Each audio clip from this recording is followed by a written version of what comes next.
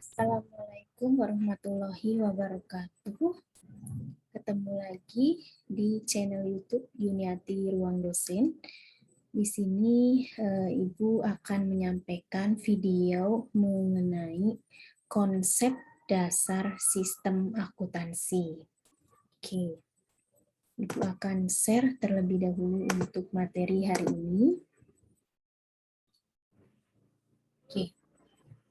Di sini kali ini pembahasannya adalah mengenai konsep dasar sistem, ya, konsep dasar sistem akuntansi. Di pertemuan satu ini ya tentunya ya. Nah, yang pertama Ibu akan menyampaikan untuk referensi yang nanti bisa menjadi salah satu rujukan untuk kita dalam mempelajari mengenai sistem akuntansi, ya, SIA ya, Sistem Informasi Akuntansi. Yang pertama ada bukunya Prof. Azhar Susanto ya, bukunya Prof. Azhar Susanto almarhum ya, tahun 2013 tentang Sistem Informasi Akuntansi. Di sini dengan judul Struktur Pengendalian Risiko Pengembangan. Jadi Sistem Informasi Akuntansi, Struktur Pengendalian Risiko Pengembangan, edisi perdana, Lingga Jati, Bandung. Kemudian juga bisa bukunya Bodnar ya, ini tentang Accounting Information System. Kemudian juga bukunya Bagranov ya. Nah, juga bukunya Umi Yohanis Ladewi tentang Sistem Informasi Akuntansi, Teori dan Praktek. Oke. Baiklah, yang pertama kita harus mengetahui dulu atau harus bisa mendefinisikan, ya, kita memahami ya definisi dari sistem.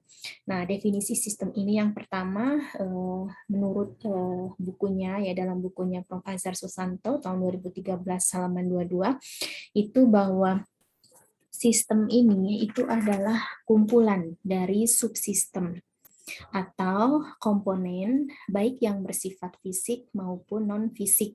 Nah, tentunya yang saling berhubungan antara yang satu dengan yang lain dan bekerja sama secara harmonis untuk mencapai tujuan ya. Nah, ini contohnya apa? Ya, contoh dari pemahaman definisi sistem ini. Contohnya manusia itu merupakan sistem. Ya, dalam tubuh manusia ini terdapat bagian-bagian atau organ tubuh yang saling berhubungan antar yang satu dengan yang lainnya. Tentunya untuk mencapai tujuan. Nah, sistem-sistem ini itu apa di dalam tubuh manusia atau di dalam tubuh kita. Nah, kita ada mengenal sistem pencernaan ya, kemudian ada sistem pernafasan ya, kemudian ada sistem aliran darah gitu ya, ini contohnya. Nah, dari contoh tadi atau yang tadi Ibu sampaikan bahwa sistem ini itu merupakan kumpulan. Jadi kalau sistemnya manusia berarti sub-subnya tadi, yaitu ada sistem pencernaan, ada sistem pernafasan, gitu ya, ada sistem aliran darah. Nah, ini adalah sub-subnya atau komponen. Nah, yang saling berhubungan dan bekerja sama. Tentunya sistem pencernaan ini tidak bisa sendiri. Sistem pernapasan juga tidak bisa berdiri sendiri. Sistem aliran darah juga tidak bisa berdiri sendiri tanpa adanya sistem yang lain. Gitu ya. Nah, contohnya kenapa bisa saling berhubungan? Contohnya sistem pencernaan. Tidak mungkin kan sistem pencernaan ini bisa melakukan prosesnya tanpa adanya gitu ya, proses awal. Misalkan kita makan terlebih dahulu dari mulut, ya kan, kita punya, kemudian nanti akan diproses di dalam sistem pencernaan. Nah, tentunya itu semua harus terintegrasi ya, harus saling berhubungan antara yang satu dengan yang lain. Artinya antara sistem yang ada dalam tubuh kita ya, antara yang satu dengan yang lain itu saling berhubungan. Nah, tentunya bekerja sama. Nah, bekerja sama ini ya harus bekerja sama secara harmonis ya, secara harmonis untuk mencapai tujuan. Gitu ya. Nah, Itu definisi sistem yang pertama menurut Profesor Azhar Susanto. Nah, kemudian juga ada definisi sistem menurut James A. Hall. Nah, ini disampaikan bahwa a system is a group of two or more interest component or subsystem that serve a common purpose. Nah, apa itu? Nah, suatu sistem adalah sebuah kelompok yang terdiri dari dua atau lebih komponen atau subsistem yang saling berhubungan untuk mencapai tujuan. Ya, ini hampir sama dengan yang didefinisikan oleh Prof. Azhar Susanto. Ya kan? Nah, kemudian ada juga menurut Steyer dan Raynaud. Nah, di sini a system is a set of element of or component that interact to accomplish goal. Nah, bahwa sebuah sistem ini adalah satu set elemen atau komponen yang berinteraksi untuk mencapai tujuan, ya. Itu menurut Steyer, ya. Kemudian menurut M. Leut. Nah, ini system is a group of element that are integrated with the common purpose of achieving an objective. Nah, bahwa sistem adalah satu kelompok yang terdiri dari elemen yang berhubungan atau berintegrasi atau terintegrasi untuk mencapai tujuan, ya.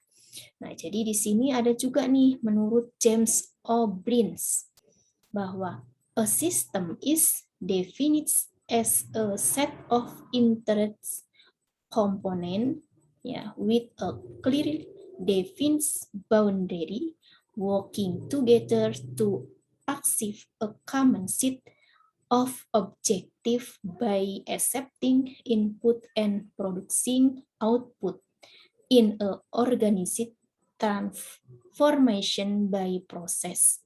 Nah, jadi suatu sistem ini itu didefinisikan sebagai satu set komponen yang terintegrasi dengan batasan yang jelas. Kemudian juga bekerja sama untuk mencapai tujuan dari memasukkan input, ya, dan menghasilkan output dalam suatu proses transformasi organisasi. Nah, itu definisi sistem kembali. Nah, tadi kan sudah disampaikan beberapa definisi sistem. Nah, jadi kita bisa mengambil kesimpulan dari beberapa pendapat atau beberapa definisi yang sudah disampaikan bahwa sistem ini merupakan sekumpulan elemen atau komponen, ya kan, atau subsistem yang saling berhubungan dan bekerja sama untuk mencapai tujuan organisasi atau perusahaan. Gitu ya, itu dapat kita simpulkan. Nah, itu mengenai sistem. Nah, bagaimana ciri-ciri sistem? Nah, di sini kita sampelkan bahwa ada sebuah sistem. Kita asumsikan, kita contohkan ada sebuah sistem X, ya, bisa sistem B, sistem C, dan sistem yang lainnya. Nah, kita contohkan sistem X. Nah, sistem X ini, ya, itu sistem X ini misalkan ini ya, kita contohkan tadi ya, manusia, gitu ya, manusia. Atau kalau manusia ini ya, kalau misalkan ini lingkaran ininya adalah kita manusia, berarti A-nya ini adalah sistem pencernaan, gitu ya. B-nya sistem pernafasan, C-nya sistem aliran darah, dan D-nya sistem lain yang ada di dalam tubuh kita sebagai manusia. Nah, sekarang kita contohkan di dalam suatu organisasi atau perusahaan. Misalkan perusahaannya berjenis perusahaan dagang. Berarti sistem kalau di perusahaan dagang pasti ada yang namanya penjualan. Ya kan? Nah, di sini sistem penjualan. Gitu ya, misalkan. Nah, berarti di dalam sistem penjualan ini akan ada komponen-komponen, di dalam sistem penjualan. Gitu ya. Nah, apa saja misalkan di dalam sistem penjualan ini gitu ya. Nah, tentunya nanti akan ada komponen-komponen yang di dalamnya. Nanti kita akan belajar spesifik mengenai sistem setiap pembahasan yang akan kita bahas, misalkan sistem penjualan, subnya apa saja, sistem pembelian apa saja gitu ya. Nah, kita contohkan dari diri kita saja dulu deh untuk sistem kita ya, diri kita berarti manusia. Nah, di dalam sistem manusia artinya di dalam diri kita gitu kan. Yang pertama itu ada tujuan sistem. Nah, tujuan sistem di sini, tujuan sistem itu apa? Nah, tujuan sistem ini adalah target atau juga bisa dikatakan sasaran akhir gitu ya yang ingin dicapai. Ini menurut Prof. Azhar Susanto ya. Nah, contohnya apa? Contohnya tujuan sistem pencernaan itu untuk apa? Tentunya untuk mencerna makanan. Itu kan tujuan akhir dari sistem pencernaan. Dia harus bisa mencerna nih untuk sistem pencernaan. Nah, kemudian ada sistem pernafasan. Ini kan ya sub-subnya sistem manusia itu ya, sistem pernafasan. Nah, sistem pernafasan ini untuk apa? Ya untuk bernafas tujuannya. Kemudian tujuan sistem pembelajaran, kalau kita berbicara perkuliahan ya, atau berbicara pembelajaran yang kita lakukan. Nah, tujuan sistem pembelajaran itu untuk apa? Nah, tentunya supaya mahasiswa dapat memahami apa yang diajarkan oleh dosen. Itu kan tujuan akhirnya, harus paham. Kalau tidak ada tujuan, berarti sistem pembelajarannya tidak memiliki arah tujuan, ya, sehingga tidak menghasilkan output yang diharapkan. Nah, kemudian dari contoh yang tadi Ibu sampaikan, itu dapat disimpulkan ya bahwa tujuan sistem ini adalah untuk mendapatkan suatu hasil akhir yang diinginkan. Ya, yang tadi seperti sudah disampaikan sistem manusia, ada sistem pernafasan, ada sistem pencernaan, ada sistem aliran darah, dan sistem yang lainnya. Nah, itu tentunya memiliki tujuan yang dicapai itu apa. Nah, kemudian yang kedua, gitu ya, ciri-ciri sistem yang kedua itu adalah batasan sistem. Nah, jadi kalau ini sistem manusia, tujuannya apa gitu ya? Kalau misalkan ini kita sedang bicara sistem pernafasan ini memiliki tujuan apa sih? Nah, tadi kan untuk bernafas, berarti ini tujuannya. Nah, kemudian yang kedua adalah batasan sistem. Nah, ibarat lingkaran ini gitu ya. Nah, antara sistem yang satu dengan sistem yang lainnya tentu memiliki batasan, ya kan, antara sistem pernafasan dengan sistem pencernaan pasti ada batasan sistem. Nah, apa itu batasan sistem? Gitu ya. Nah, batasan sistem ini adalah garis abstraksi. Ya, ini ya antara A dengan B, antara sistem pernafasan dengan sistem pencernaan, gitu ya. Nah, batasan sistem adalah garis abstraksi yang memisahkan sistem dengan lingkungannya. Ya, contohnya apa? Kalau kita berbicara di sebuah perusahaan, berarti sistem pemasaran ya dimulai dari sistem informasi akuntansi penjualan. Ya, tentunya sampai dengan sistem informasi pelaporan. Nah, kemudian contoh yang lain di dalam perusahaan ada SIM gitu ya.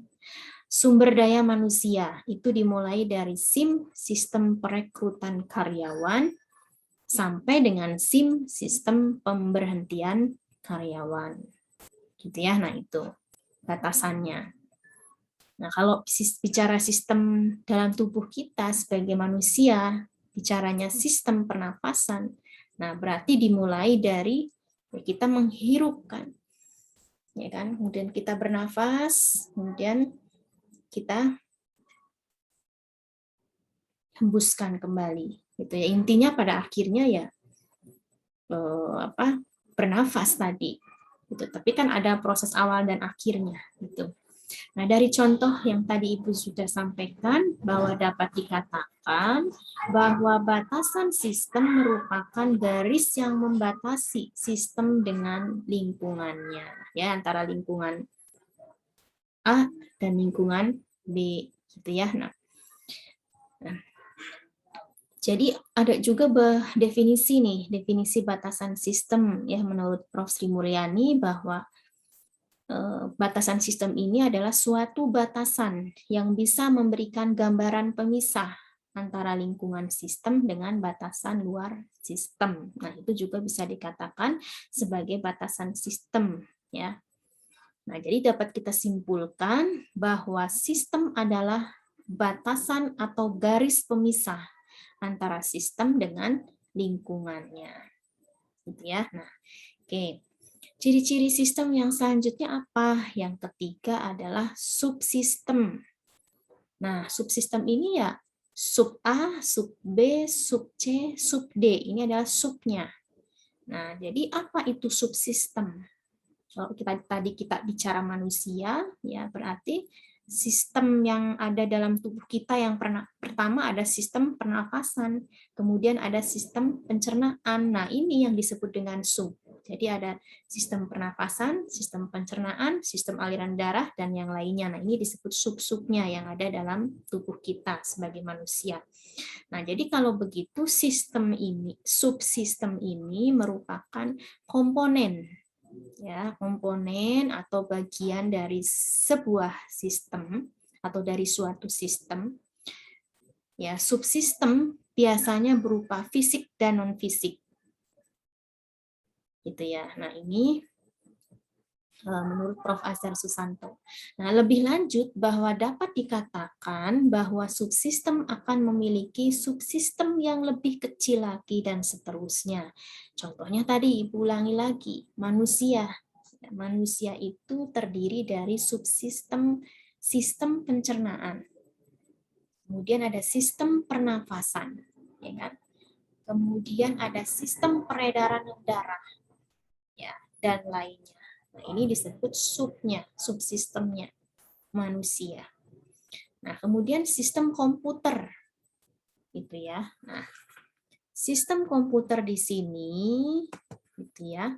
Nah, sistem komputer itu terdiri dari subsistem. Nah, subsistemnya komputer itu apa? Nah, subsistemnya ada hardware, ya kan? Ada software, ya, dan yang lainnya. Nah, ini adalah subnya dari komputer. Gitu ya. Nah, jadi dari contoh tadi yang Ibu sampaikan dapat disimpulkan bahwa subsistem adalah bagian dari sistem yang lebih besar. Jadi kalau sistemnya manusia itu kan besar ya. Nah, itu memiliki subsistem. Nah, sistem pernapasan juga pasti memiliki subsistem lagi yang masuk dalam subsistemnya sistem pernafasan. Itu makanya dapat dikatakan secara teori memiliki subsistem yang lebih kecil dan seterusnya. Jadi sistem ini memiliki subsistem, subsistem ini memiliki subsistem kembali. Nah, itu artinya kan makin terus gitu ya.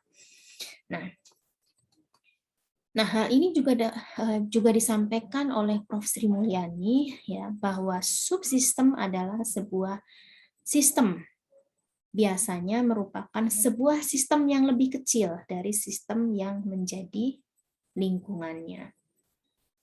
Nah, jadi dari beberapa definisi atau pendapat yang tadi Ibu sampaikan, kita dapat menyimpulkan bahwa subsistem merupakan bagian yang lebih kecil dari suatu sistem yang lebih besar. Gitu ya. Nah, seperti itu. Oke.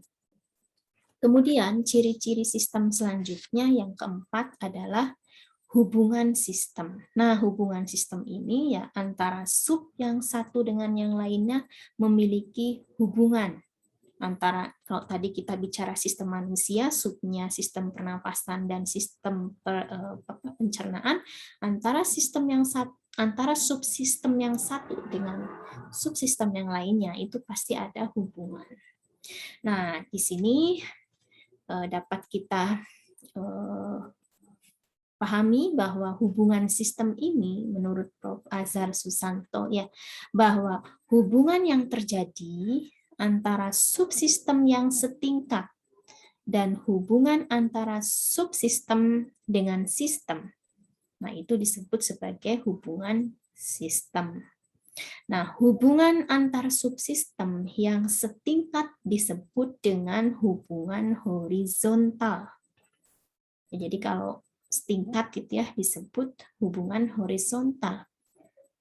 Dan hubungan antara subsistem dengan sistem. Nah, jadi kalau subsistem dengan sistem disebut dengan hubungan vertikal.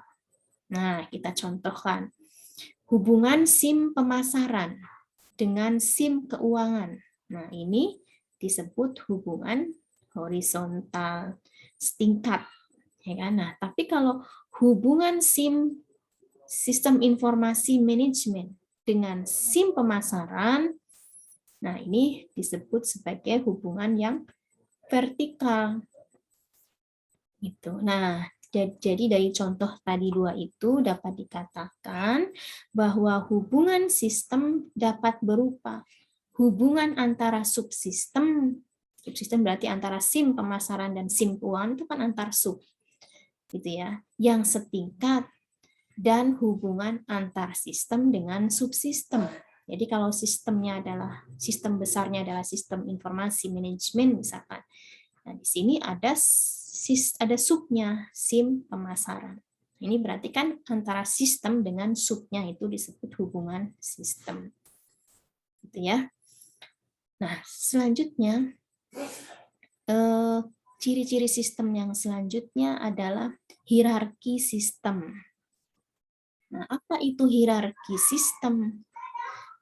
Nah, hierarki sistem ini pada dasarnya merupakan hubungan subsistem dengan sistem yang lebih besar. Nah, ini disebut sebagai hierarki menurut Prof. Azhar Susanto ya. Nah, contohnya apa? Nah, hierarki dari sistem informasi akuntansi penjualan, kalau kita contohkan sistem X ini adalah sistem informasi akuntansi penjualan, maka terdiri dari SIA penjualan, ya kan? Nah, kemudian ada subnya lagi dalam SIA penjualan, itu ada SIA pembuat order jual, kemudian ada SIA pembuat faktur di dalam penjualan itu kan, kemudian ada SIA pengiriman barang. Ya kalau kita bicara sistem tubuh kita manusia gitu ya, di situ ada sistem pernafasan. Nah, subsistem pernafasan ini apa saja? Ya, itu nanti subnya lagi. Nah, ini disebut dengan hierarki sistem. Jadi kalau begitu, hierarki merupakan hubungan antar sistem dengan subsistemnya yang membentuk suatu turunan dari sistem yang bersangkutan. Nah, turunan tadi yang Ibu sampaikan, SIA akuntansi, SIA penjualan. Di SIA penjualan itu ada SIA penjualan. Nah, SIA penjualan ini memiliki sub. Ada SIA pembuat order jual, pembuat faktur, pengiriman barang, nah itu. Nah, kalau tubuh manusia, sistem manusia, ada sistem pernafasan. Sistem pernafasan terdiri dari sub apa saja. Nah, itu ya disebut dengan hierarki sistem. Kemudian ciri-ciri sistem adalah input, ada input, ya ada input, ada proses, gitu ya, dan ada output, gitu ya, ada input, proses, dan output. Nah, kita harus bahas satu persatu ya, apa itu input. Nah, input ini itu merupakan segala sesuatu yang dapat masuk dalam suatu sistem, gitu ya. Kalau kita tadi bicaranya sistem manusia, gitu ya, segala sesuatu yang dapat masuk dalam suatu sistem apa saja. Nah, gitu ya. Nah, tapi kalau misalkan kita bicaranya tadi penjualan, gitu ya, apa saja yang dapat menjadi input dalam SIA penjualan? Nah, itu kan inputnya bisa data penjualan.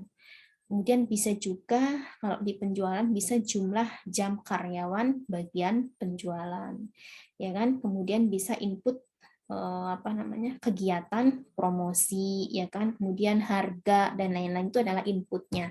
Kalau tadi sistem manusia, untuk sistem pencernaan, inputnya apa? Ya, inputnya untuk proses ke sistem pencernaan itu adalah input atau makanan, minuman, itu kan untuk proses dicerna kan harus ada sesuatu yang kita input ke dalam tubuh kita. Nah, itu disebut dengan input. Nah, jadi dari contoh tadi juga ada beberapa definisi input gitu ya. Salah satunya menurut Romney, bahwa input itu adalah data yang harus dikumpulkan dan dimasukkan sebagai masukan ke dalam sistem, ya kan? Jadi kan nggak mungkin terjadi sebuah aktivitas sistem penjualan kalau tidak ada suatu data yang akan kita proses nantinya. Nah, datanya apa saja ya? Data penjualan salah satunya. Sama ketika sistem manusia, tidak mungkin akan ada proses pencernaan berjalan kalau tidak ada input yang kita masukkan ke dalam sistem kita. Ya, makanan tadi kan harus ada makanan dulu, harus ada minuman dulu, baru bisa diproses dalam pencernaan kita, gitu kan. Nah, jadi dari beberapa pendapat yang tadi disampaikan, kita dapat menyimpulkan bahwa kalau begitu sistem adalah hal-hal yang menjadi masukan dalam sistem yang selanjutnya akan diproses. Ya, jadi nggak mungkin diinput saja, ya makanan hanya diinput saja nggak diproses. Ya bagaimana, ya kan? Jadi harus ada proses yang nanti akan terjadi. Nah, selanjutnya kita ke proses, gitu ya. Nah, apa itu proses? Nah, proses ini merupakan perubahan dari input menjadi output, gitu ya. Jadi nggak mungkin ada sesuatu yang dihasilkan kalau tidak ada proses yang harus dilakukan. Contohnya sistem manusia, sistem pencernaan, tujuan makan itu kan untuk supaya sehat gitu ya. Ketika ada input berupa makanan dan minuman ke dalam tubuh kita gitu kan, supaya bisa menghasilkan sehat untuk tubuh kita harus dilakukan proses terlebih dahulu. Mana zat-zat yang sekiranya bermanfaat itulah yang nanti akan diserap dalam oleh tubuh kita. Nah, itu. Ya, jadi harus ada proses dulu di situ, nggak mungkin tiba-tiba langsung menghasilkan energi yang kuat kalau tidak dikunyah dulu gitu, tidak diproses dulu gitu kan, seperti itu. Nah, bagaimana ketika dalam suatu perusahaan kita bicara tadi berbicara outputnya dalam perusahaan gitu ya, kalau akuntansi gitu kan, laporan keuangan ya, itu kan harus disusun dulu ya, disusun dulu dari analisis bukti transaksi, kemudian jurnal, posting buku besar, itu kan proses. Proses inilah yang harus kita lakukan step by step supaya bisa menghasilkan suatu laporan keuangan yang bisa berkualitas, gitu ya. Nah, jadi outputnya laporan keuangan, prosesnya apa saja yang kita kenal dengan siklus akuntansi. Nah, itu harus dilakukan bertahap, tidak mungkin langsung menjadi sebuah laporan keuangan, gitu ya. Nah, jadi prosesnya ini yang menyusun laporan keuangan. Nah, jadi dapat dikatakan bahwa proses ini merupakan aktivitas merubah input menjadi sebuah output. Nah, sekarang apa itu output gitu ya? Ciri-ciri sistem selanjutnya itu adalah output. Nah, output ini yaitu merupakan hasil dari suatu proses yang merupakan tujuan akhir yang mempunyai manfaat atau arti. Contohnya laporan keuangan. Nah, ini adalah tujuan akhir dari akuntansi, menghasilkan sebuah laporan keuangan yang berkualitas. Tujuannya apa? Untuk pengambilan keputusan manajemen, gitu ya. Nah, ini jadi suatu proses yang merupakan tujuan akhir yang mempunyai manfaat atau arti. Nah, contohnya laporan keuangan, ya, kemudian laporan pemasaran, ya, supaya laporan pemasaran ini supaya kita tahu, ya, berapa pemasaran yang sudah dilakukan di dalam perusahaan kita. Nah, contoh sistem yang selanjutnya itu adalah lingkungan sistem, ya. Apa itu lingkungan sistem? Gitu ya. Apa itu lingkungan sistem? Oke. Lingkungan sistem di sini gitu ya. Nah, lingkungan sistem di sini merupakan faktor-faktor di luar sistem. Di luar sistem yang dapat mempengaruhi sistem. Gitu ya. Nah, di mana lingkungan sistem ini itu ada lingkungan internal, ya, dan lingkungan eksternal. Nah, ini Anda bisa lihat ya, lingkungan internal ini 6 ya. 5 adalah hierarki sistem, tadi sudah dibahas. Kemudian yang selanjutnya adalah lingkungan sistem. Lingkungan sistem ada lingkungan internal dan ada lingkungan eksternal. Nah, apa itu lingkungan internal? Nah, lingkungan internal ini tentunya adalah lingkungan yang ada dalam sistem. Dan lingkungan eksternal adalah lingkungan yang ada di luar sistem. Nah, ini nih, berarti ini garisnya harusnya ke sini ya, kurang ke sini. Jadi ini adalah lingkungan internal, lingkungan di dalam sistem ini. Ini kan sistem manusia. Nah, di dalam manusia ini ada beberapa sistem pernafasan, pencernaan. Nah, ini yang di dalam ini adalah internal. Nah, lingkungan eksternal ini adalah lingkungan yang ada di luar sistem. Jadi ini sub A, sub B, sub C, sub D, itu di luar ini, itu ya, ini di manusia nih, sistem manusia ini itu luar. Ini adalah lingkungan eksternal, ya. Nah, contohnya apa? Kalau kita bicara perusahaan, misalkan untuk lingkungan internalnya.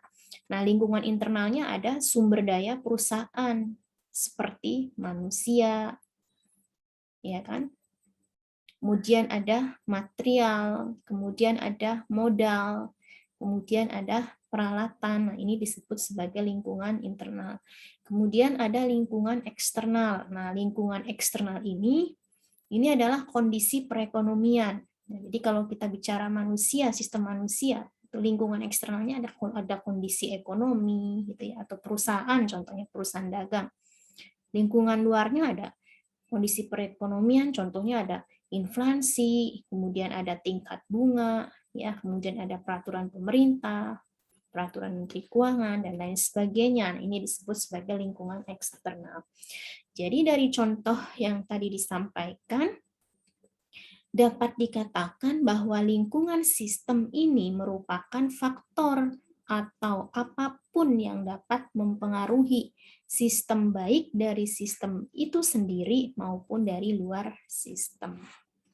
Ya, ini adalah mengenai ciri-ciri sistem. Nah, jadi untuk video kali ini Ibu sudah menyampaikan mengenai apa itu sistem, pemahaman mengenai sistem, kemudian bagaimana ciri-ciri sistem, gitu ya. Nah, di video selanjutnya Ibu akan menyampaikan mengenai informasi, ya. Kemudian nanti bagaimana ciri-ciri informasi yang berkualitas, gitu kan ya. Nah, baru nanti kita akan mendefinisikan sistem informasi, ya. Oke, kita akan ketemu lagi di video selanjutnya sebagai bahan pemahaman dan update apa yang sudah Anda dengarkan.